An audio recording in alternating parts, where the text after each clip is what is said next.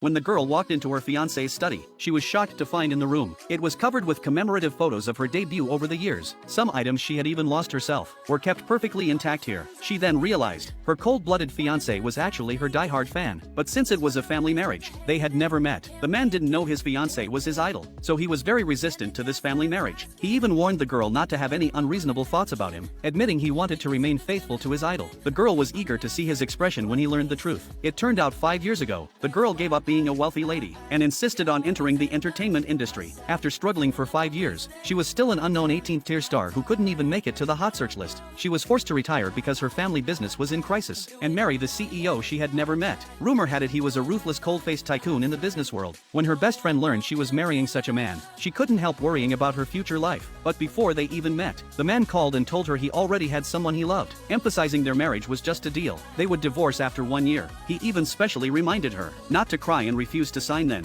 Little did he know he was setting a trap for himself, because his so-called sweetheart was the fiancé he had never met, and he even went up the mountain to pray for his idol without knowing. Unexpectedly, he saw the news of his idol's retirement right after going down the mountain. The man's heart shattered instantly. He plucked up the courage to send a message to his idol, saying she was the light in his life. After sending it, he squatted alone in the rain and cried loudly. The girl who was about to sleep received this private message. She knew this ID very well. He was a core member of her fan group for 5 years. He liked and commented on every post of hers instantly. The live photos he took were always the clearest. He even bought all the products she endorsed, saying he would give them to employees as gifts. The girl quickly replied thanking him for 5 years of support. Just as she was about to delete her account, she suddenly saw the hot search CEO of a group crying bitterly in the rain. She clicked in, only to find it was her fiancé. She couldn't help complaining she hadn't gotten attention in 5 years, but her fiancé made the hot search just by crying in the car. She also wondered why he suddenly lost control. Early the next morning, before the girl woke up, she received a call from her fiancé. The man told her directly he had someone he liked, declaring they would not interfere with each other after marriage. The girl immediately understood his implication. He wanted them to chase their own loves without entanglement. She was almost amused by his arrogance, curious about his demands. Sure enough, the man immediately said their marriage would only last 1 year. The girl agreed readily, but the man obviously didn't believe the verbal promise. To prevent her from going back on her word later, the man asked her to sign the contract now, telling her he was already downstairs her house. Seeing this, the girl couldn't help sighing at his high efficiency. While brushing her teeth, she hid in the stairwell and observed the rumored fiancé,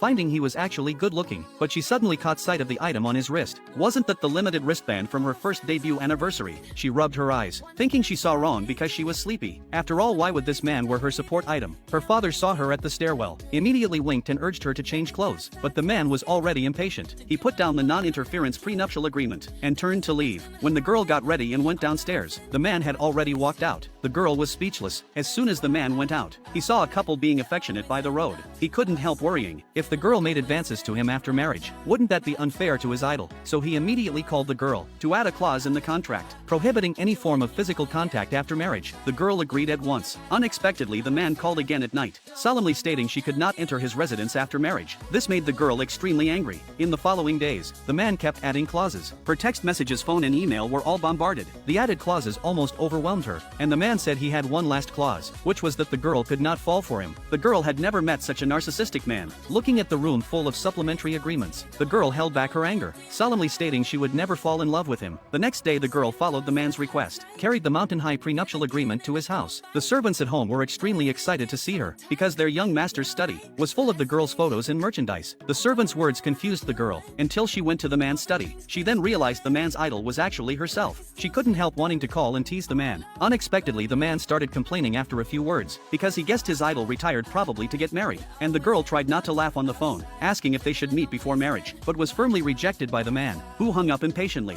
On the day of getting the marriage certificate, the girl wanted some ceremony, so she bought a bunch of flowers by the road. At that moment, the man called, asking what color she was wearing, to avoid mistaking her later. The girl said he would know when they met. At that moment, the man suddenly saw the girl by the road. Wasn't that his idol? He said he wanted to change the certificate time, but when the girl saw him, she playfully walked to the car and knocked on the window, and introduced herself to the man,